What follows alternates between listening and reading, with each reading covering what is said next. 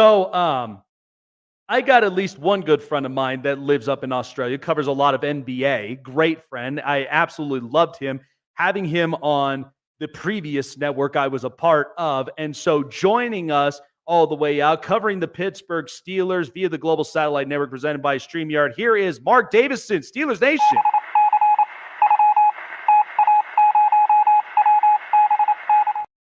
Well, Mark, this is an interesting year going in this year for the Pittsburgh Steelers, but this is what I've said kind of outlooking the year, is that when you're facing Lamar Jackson, Joe Burrow, and that Browns defense twice a year, you cannot be mediocre at quarterback. And I felt like they did the right thing going and getting a veteran in Russell Wilson. Now, again, a lot of these buzzes all through camp and what we've seen up in preseason, it's a little bit interesting. How have you been able to digest with the offseason, training camp, and here in preseason before we get ready for the up-and-coming 2024 season that you've seen from the Pittsburgh Steelers thus far?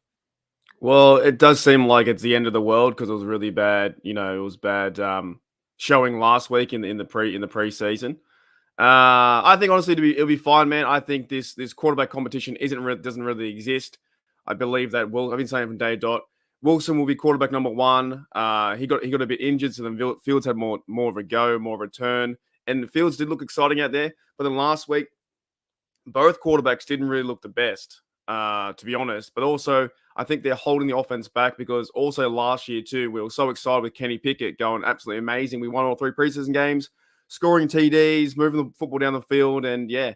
It was that turned it to mush when we went and versus the 49ers. A lot of Steelers fans now are very worried about the offensive line, worried about Wilson being older, that he hasn't got any more, that he's not a bastard, that he's like, washed and done and it's all over. But we really haven't seen any real football yet in terms of week 1. So I'm not worried about it too much, to be honest. Like, I think things will play out. We got burnt last year. We're getting way too hyped. And now we're going the exact opposite way where everyone's losing faith over a preseason game. The preseason game where he played 4 drives. He had 4 drives. The offensive line wasn't the best. Jones was on ice skates. Daniels didn't play very well. Zach Frazier did some things good, but it's not in one whole game. It's like, okay, that's the first time we saw Russell Wilson was him in the uniform, besides training camp, and that's what we get. I think the overall hype that he was like, oh, he's going to go out there and throw 4 or 5 TDs or 2 TDs. It's not going to happen that way. But in terms of like quarterback competition, I still believe it's going to be Russell Wilson because that's Tomlin keeps talking about it, and they're going to go with him first. Only makes sense for him to go first to be QB1. Then if he starts to fail, then you go Justin Fields. Now if they both start to fail, then we have to go to Kyle Allen. But that's what happened last year with the whole Rudolph thing too. We started with Trubisky and Kenny Pickett was in the mix, all that kind of stuff. They both weren't the best, and then we played Rudolph to win to have a chance in the playoffs. Yeah. So it's not that crazy at the moment, but I think people are jumping off the train way too soon. Yeah, no, I agree. And this is always my biggest thing is because we know with Russell Wilson, like he just has such an odd journey because the fact that he comes in and he's a winning quarterback in Seattle with Pete Carroll, wins a Super Bowl, and all this talk about he doesn't get along with players. He's too private up into himself, but he's so overly optimistic. He comes to Denver, gets his own office. Nate Hackett comes in as a head coach, and then all of a sudden, all this started collapsing. Like Nate Hackett was over his skis. In comes Sean Payton, an alpha head coach, and trying to get the best out of Russ. But then this whole, relationship you saw was so combative that it was just like he's not executing it instinctively like he should. Oh, the overly optimistic, I have a feeling, kind of wears people out. But I think that might be one thing. Yeah, but with Mike Tomlin, this is what's funny about it. With understanding the relationship between the quarterback and with Mike Tomlin is because Tomlin's a players type guy, right? He's a guy that's invested a lot with these players, very loyal with a lot of his coaching staff and guys. I mean, and this guy barely loses every single year. Looking into this season with Tomlin, is there a little bit of something on the back of your mind that you're thinking about that if this doesn't go right with the Steelers, how do you think, Steeler Nation's honestly going to take it this season? Not well. Mate, Steeler Nation isn't happy if we get to the if we win a playoff game and we get to the Super Bowl and we win by 30 points. You know, there's a small majority, I think, of Yinders out there that are still very, very pissed off and angry about not winning a playoff game in 7 years. And that sucks. It's 100% true. We haven't done that, right? Yep. If everything falls apart, which by the way, they're kind of like, I guess their backup plan is Fields. So that's why you would go Wilson first. And that doesn't work out. He's throwing picks. He doesn't fit the offense. But at the same time, we can't judge it yet because we haven't seen what happened in week 1. And therefore, even if it's bad in week 1, you still got to try and figure out what happens in week 2, 3, 4, 5, and 6. You know, the season isn't over. I was having an argument with one bloke, and I thought it was so stupid. He was saying the season's done. I was like, well, we haven't even started yet. You know, now I understand the frustration about how the miscues and the play execution and all that kind of stuff, but it hasn't started yet. So if Russell Wilson were to fail, that experiment were to fail, then yeah, they move into Justin Fields. They're both on 1-year contracts. Cole Allen, our quarterback number 3, he's on a 1-year contract. So in terms of the franchise, the Steelers don't have a franchise quarterback yet. And that is very, very different to what has been happening with Big Ben for 18 years. I've been a Steelers fan for 24, 25 years. So a huge majority of my Steelers fandom is just been one quarterback and really one coach and Mike Tomlin, right? Mm-hmm. We just don't. And the Steelers haven't been last in the division since 1988. And I was born in 1989. So these things they just don't happen our direction. I'm super thankful that I've already seen 2 Super Bowl wins and seen another loss in terms of the Packers in my existence. Some fans out there have never seen one. Bengals have never seen a win. So I think Steel fans, in that sense, if it were to fall apart, yeah, man, it's gonna get pretty like pitchforks and torches and burn everything down. They every year they do it. I'm just sick of it. It is a strong culture, you know, when you think of Pittsburgh, Steel City. I mean, they're big on their football, and there is nowhere in the cards that the expectation is this team ends up falling short. I mean, that's just kind of the reality with this kind of culture and how strong that it's built over the last few years. The interesting part, what I had an outlook with the Steelers that I think is interesting this year. I'm a little curious as to how that offensive line really does build up, because I do feel like there's some shaky parts. But however, even in my hometown of Vegas, I love what I've seen with Troy Fautanu out of Washington. Came here, went to Liberty High School. The kid looked great. And then you've also got Broderick Jones. So looking at this offensive line, is this kind of a slow cook type build with this offensive line to eventually show its potential? Like, how do you see this offensive line play? Agree. Thank you. I do feel like in this generation now too, not generation, like the society we live in now, everybody wants something now, right? It's all, did the red button go off? Did I click the like? Did I do that kind of stuff? What's next? What's the next short? With this offense, the last few days have really intrigued me about the fan base, because now they're going after Broderick Jones, who's a second-year player, and he's had 2 bad games in preseason. But you look back to last year in the Rudolph run with the playoff game. I don't know the stats or anything like that, but just from what I remember seeing, he was playing right tackle. Dan Moore was playing, I believe he was playing left at the time. So Jones was playing right tackle because somebody was out. I think Chooks might have been. Oh, that's right. That's when Chooks called for. I think he had said something to the coaching staff and said, I want more playing time, or so there was a disagreement there. And then Jones started playing more right tackle, and he was playing fine. Run game was playing fine. And we're basing this off some snaps, so we see him go backwards and get pushed back like he was on ice skates. And now the world's over. Like I saw some comments on the Mike Tomlin press conference going after him, saying Mike Tomlin should retire and hang up the bootlaces and get done. He's got a 4-year extension. And also they're saying that Broderick Jones is a bust. I'm like, that makes zero sense to me that that some fan bases can't take the adversity or take the L. The Bills played better than us. Whoever the bloke was rushing Jones on the outside, he beat him 3 times and for good measure. They had a better defensive plan, and no one's really talking about our Steelers defense, how we only allowed them to 9 points. And in certain circumstances too, they were going for 4th downs and they weren't kicking a field goal to be 9-6. It's not a real game. The preseason isn't a real game. The offensive line, I think, will get better over time. Broderick Jones, I think the Steelers have said that they will eventually move him to left tackle. Now, depending if that is the best move when Troy Falatanu gets back at right tackle, do they move Dan Moore behind those guys? Could be an option. But a lot of fans also go after Dan Moore, and I think he's a good player, but not a great player. So offensive line is so much better, in my opinion, than it has been in the last 2 or 3 years. When we had who's the other bloke there, the Texan guy, Kendrick Green. He plays the Texans down the center. Now we did have Dotson. He's now playing really good football with the Rams, but there was a reason why we cut him too. We cut him because they brought in Cia Marlowe and we traded him away and we got some picks back. I think Steel Nation just goes back to, if you cut someone and they play good somewhere else, they bring it up. If you cut someone and not everyone too, you cut someone and they play somewhere else, then maybe you don't bring it up. You know what I mean? So it's a bit like that.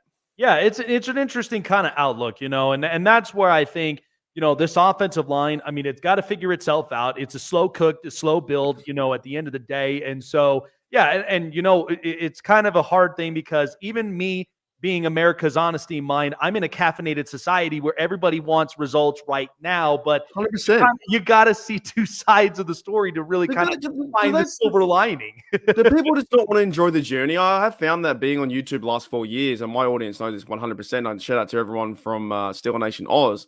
Do they not want to enjoy the journey? Like Warren's now out for an injury. Troy Falatani's out. We haven't seen Roman Wilson yet. And some part of the fan base is giving up saying, we're going to go 4-15 or whatever. I've always enjoyed the journey that is football. If you make the whole way, fantastic. If you don't, you enjoy the little storylines. And this now is a bit of a speed hunt for Broderick Jones and a bit of a speed hunt for the offensive line. They're now even calling to fire Pat Myers' head. Why would you want to fire a coach, an offensive line coach, before the beginning of the season? Yeah. Oh yeah, no, and that's the thing. It's like everybody's expectations and all this other stuff is so different than what you and we usually break down following these teams. I'm curious though, because this has been something I'm hoping will be interesting to watch is Najee Harris and Jaylen Warren. I think the two of them, very good duo package. But we know that Najee Harris, his 5th-year option was not picked up. So it feels to me like there's a prove it type of factor from here.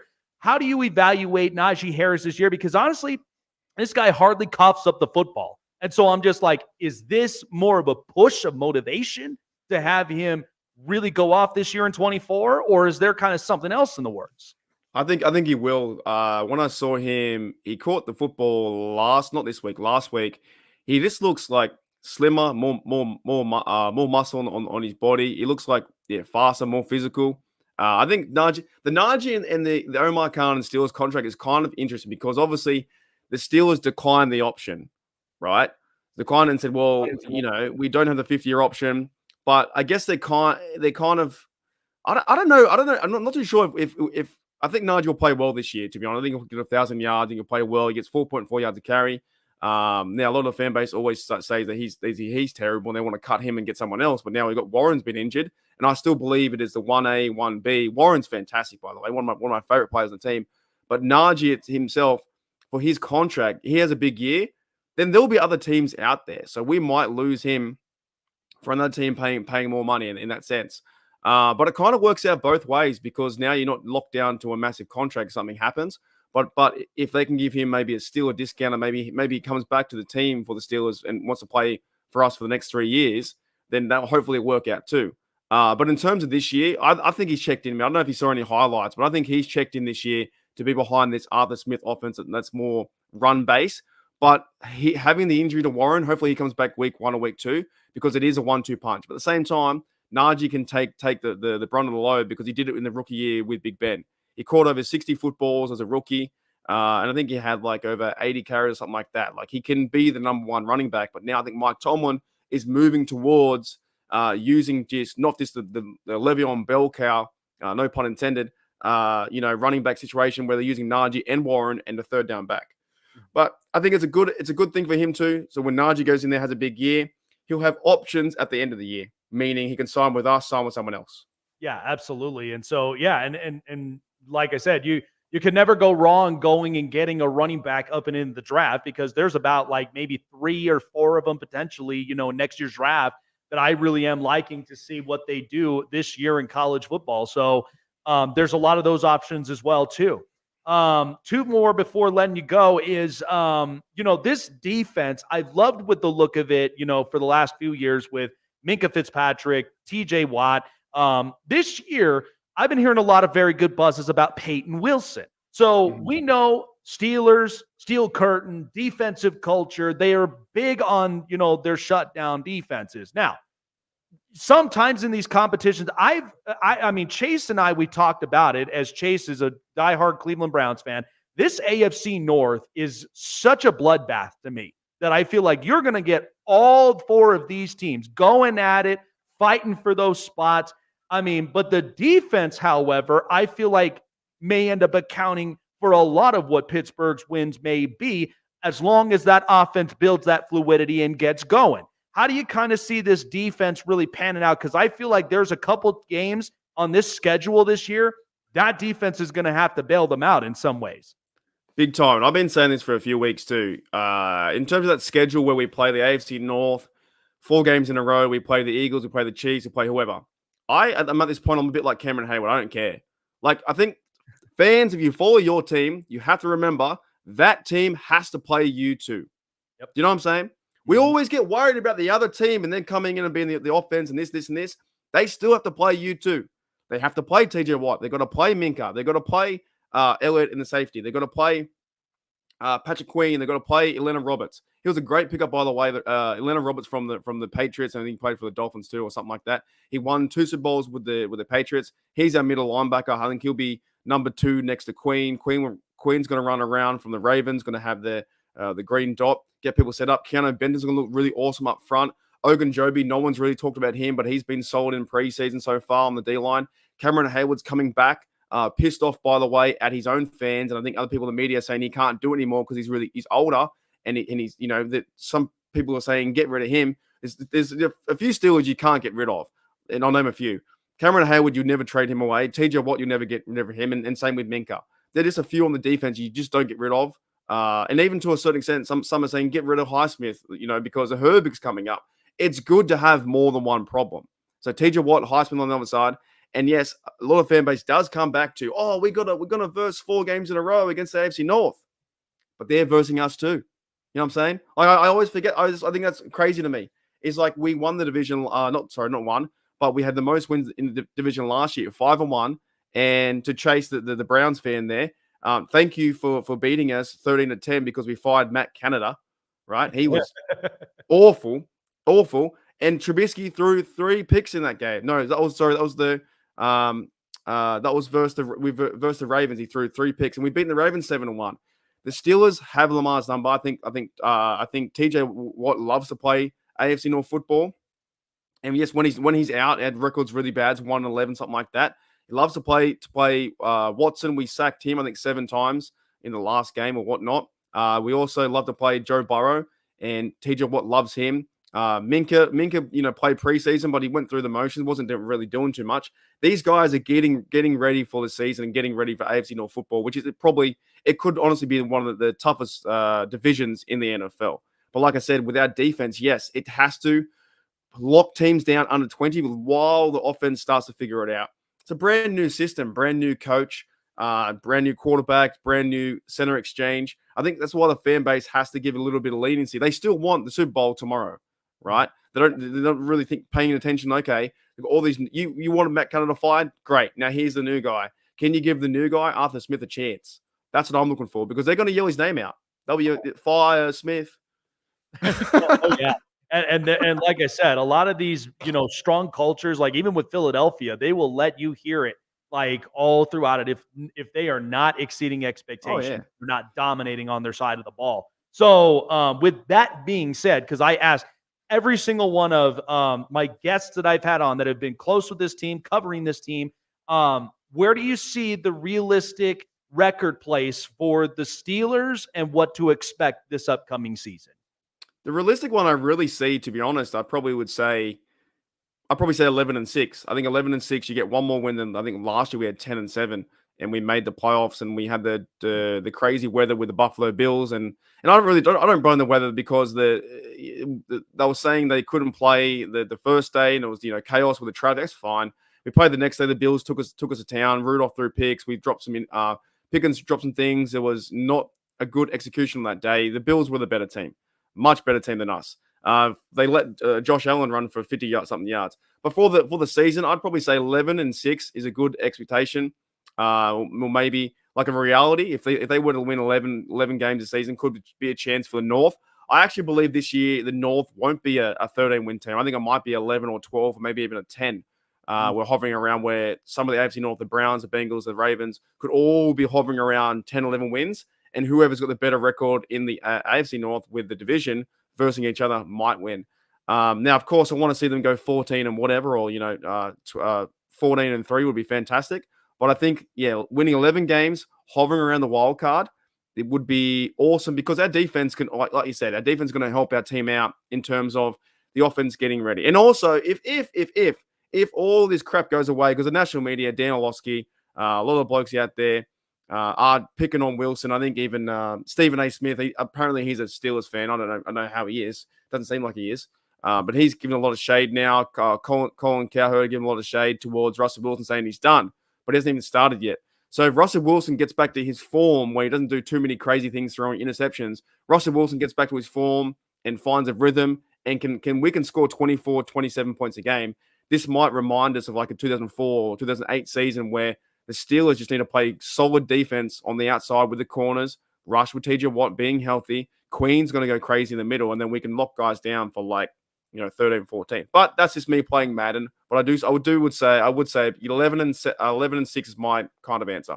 Well, it is interesting, though. But again, I have the highest expectation with this AFC North that I do feel like we're going to get a lot of grit and gridiron football at the end of the day.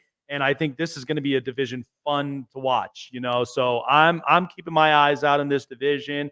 And it's good to even say with the defense and even with the special teams, because I do have a very good friend of mine, went to high school with, who's there on the Pittsburgh Steelers, Miles Killebrew. I expect great expectations with him after getting the much bigger contract now. So I'm very proud of him, happy Foothill alumni. So I'm expecting. You went to high school with that bloke, Killebrew. Yeah, I did. Dude, he's one of our good ones. He's almost like a lot of Steel fans. We have a thing called like a true Steel. Like TJ Watt's a true Steeler, Minka's a true Steeler, Cameron. He's getting up there where he could be known as a true Steeler because he is he's now a special teams captain, I'm pretty sure. Yep. And he's a bloke that every single year just seems like he blocks a punt.